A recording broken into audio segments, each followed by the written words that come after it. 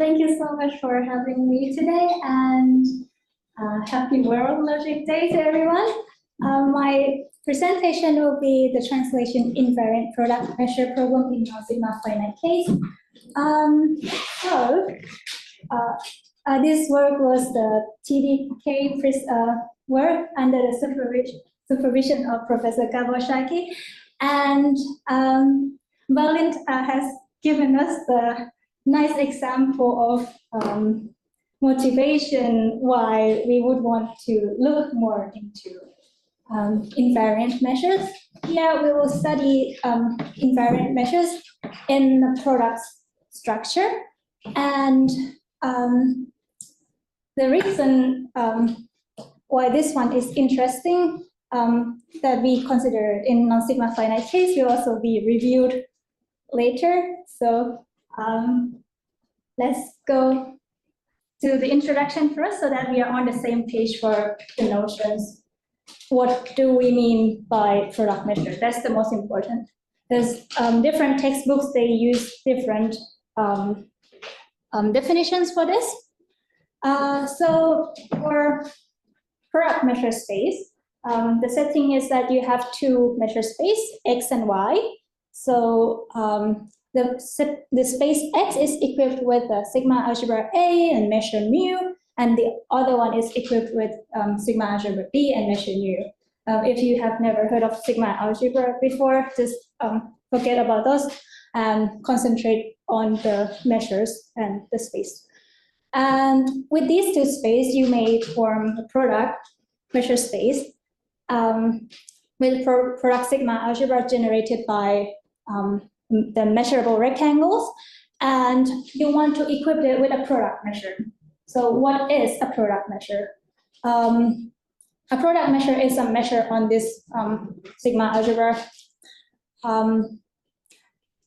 family of sets, and we require that the measure of a measurable rectangle is a product of its size measure. This is the definition given by Fremlin in his measure theory book, volume 2. And we have the usual convention in measure theory that infinity times 0 is 0 here. Disclaimer. If you have encountered with product measure before, in class we would learn the uniqueness of product measure. But since now we move, we don't really make assumptions on the measure spaces, whether it's sigma finite or not. There can be more than one product measures. And this is what makes it interesting to study invariant there as well, because it's not just one measure that we have to check. We can ask a question of whether our measures is really invariant for every single possible product measure out there. And here I give a circumstance or examples of two distinct product measures. The first one is the more familiar one that we learned in class, is the one obtained through the Kara-Theodori extension theorem. So it's from the outer measure and that sort of stuff. And the other one, which is less known, and it pops up when we don't assume sigma finiteness, is the completely locally determined product measure. So in a sense, it's an inner regularization of the Kara-Theodori product measure above. It's also important to note that this CLD measure may or may not exist. Now we see an example of a space where both of these two product measure exist. The setting is very nice and simple. It's the R2 plane. On each axis, we have the borrowed sigma algebra. However, for the vertical axis, we will have the Lebesgue measure, and the horizontal axis will have the counting measure. So so these two component measures are not both Lebesgue measure, and so the resulting product measure is not the usual Lebesgue measure on the R2 plane. And here, with these two component measures, we can have both the Kara-Theodori product measure and the CLD one, which gives different measures on the diagonal.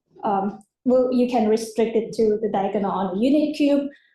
Doesn't really matter here.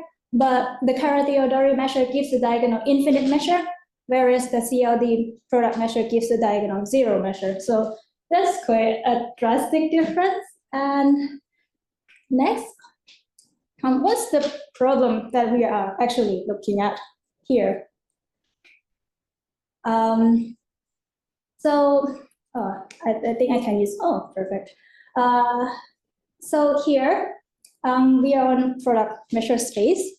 Again, I don't change the assumption that the vertical axis is the real line with the Lebesgue measure. However, for the horizontal axis, I don't assume anything. I don't assume sigma finiteness. So the question is relatively simple and intuitive. So let's say I have a set which is measurable in the product sigma algebra. And you know that on the real line, we can define addition. So that's a translation as a group action, if you want to look at it that way. And the Lebesgue measure is invariant under translation. And the question is that, okay, is it true that for any product measure, so remember that here we don't necessarily have uniqueness, so it's meaningful to ask this. So for any product measure, is it true that if I translate this set along the axis where I expect translation invariance, will the measures still be preserved under any product measure? So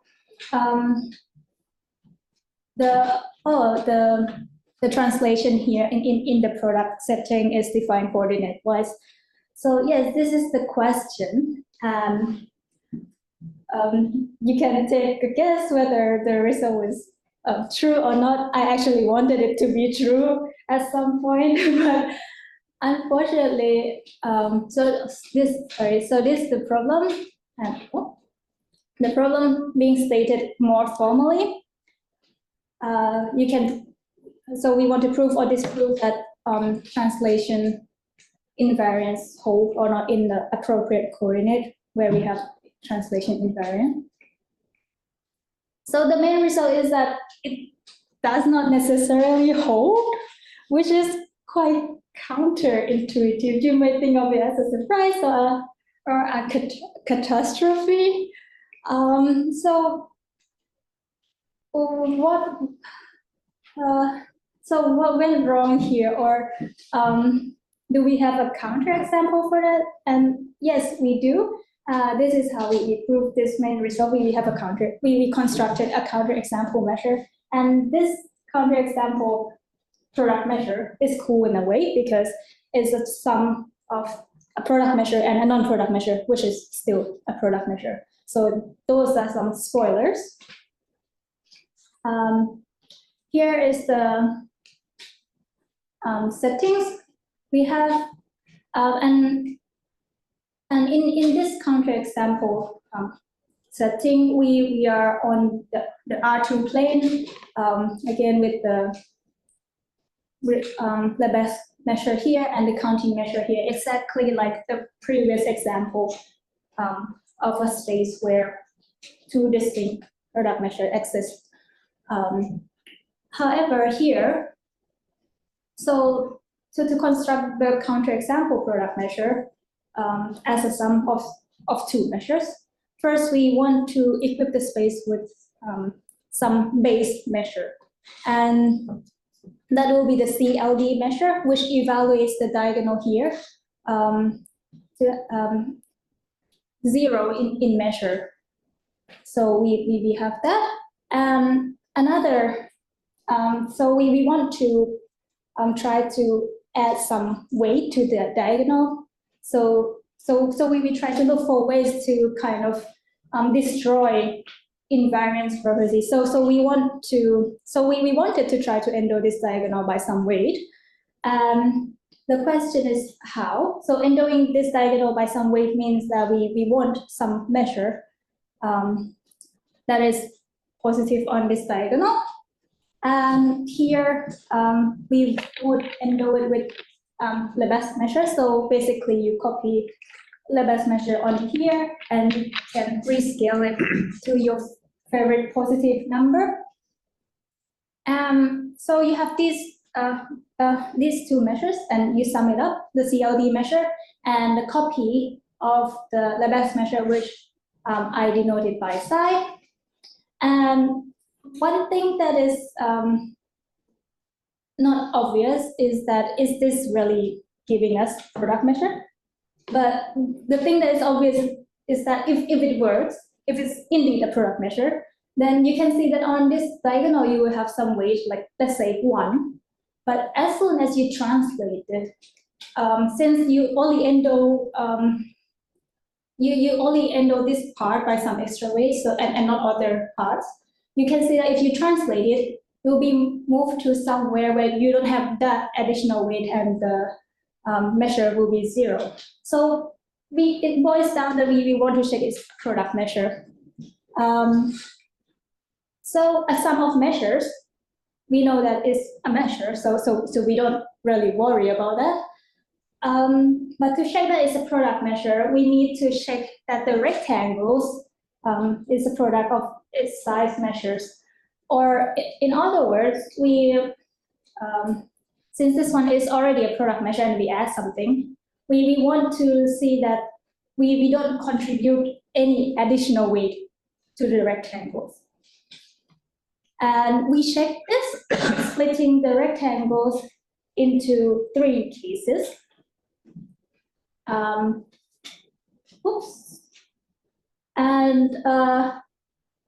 is enough to consider the first case, but you may, if you have questions about other cases, you may also ask as well.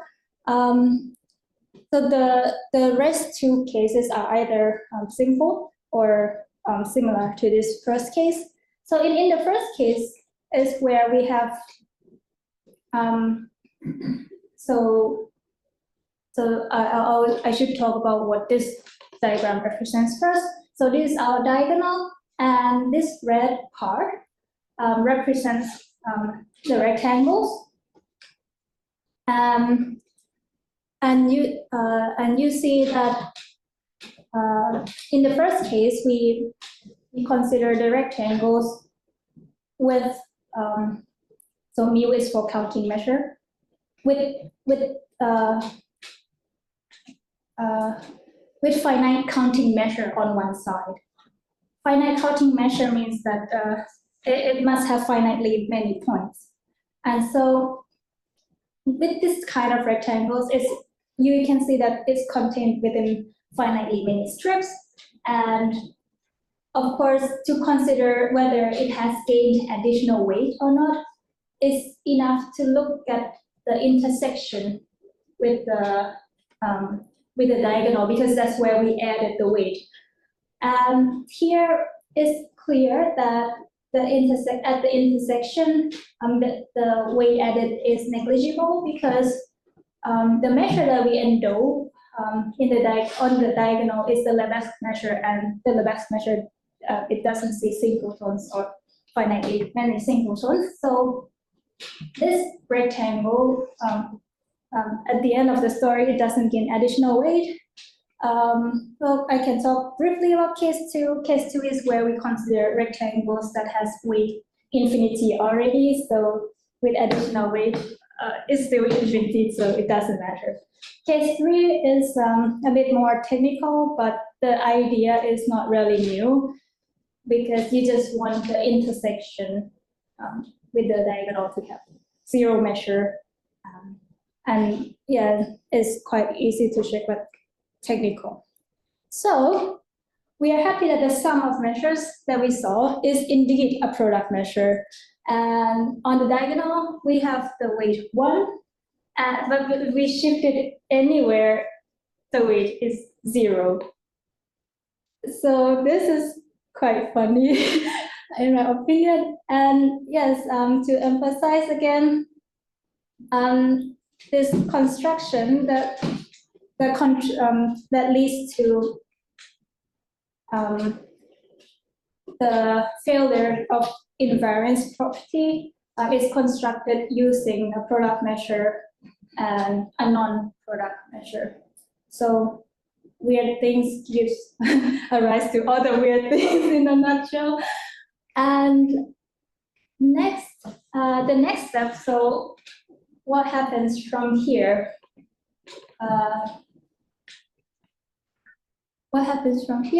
So with this construction that we saw before, if you remember, I said that we can actually endow this diagonal by any positive weight. So and you can mimic the same proof and it works. And so this leads to the fact that there can be infinitely many product measures out there, especially the non-translation invariant ones. And it motivates us to ask the following question. Basically prove or disprove that the number of product measures is either 1 or infinite. So if anyone is excited to try, like at home, this is strongly encouraged. And now it comes to the conclusion. I think, so my will finish a bit soon, but I guess that's also a good time if anyone wants to have any question. So conclusion, without sigma finiteness, it is possible to have non-translation invariant product measure, or a product measure as a sum of a product measure and non-product measure. And we can also have infinitely many non-translation invariant product measures. If we don't assume, if we only restrict ourselves to sigma finiteness, we will have uniqueness of product measure, and yeah, this phenomena we wouldn't really be able to study this phenomena, and in the case of uniqueness, we would end up with the Kara-Theodori product measure, the usual one, where translation invariance holds. So I think that examining the non-sigma finite case does give us some insights to like what happens when we have failures of invariance. And to recall, the next problem that we pose is that given any two measures, is it true that we either have one or infinitely many corresponding product measures? That's a food for thought. And thank you so much for your attention.